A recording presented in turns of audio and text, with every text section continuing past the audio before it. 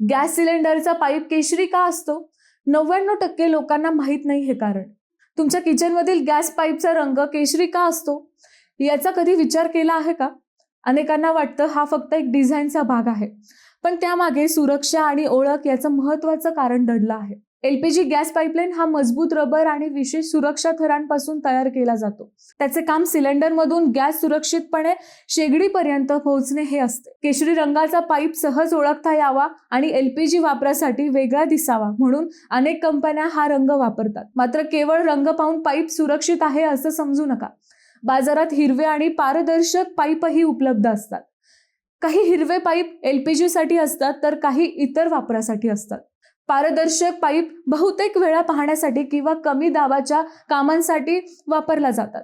Gas pipeline खरेदी करताना नेहमी ISI मार्क, एलपीजी अप्रुव्हल आणि उत्पादनाची माहिती तपासा.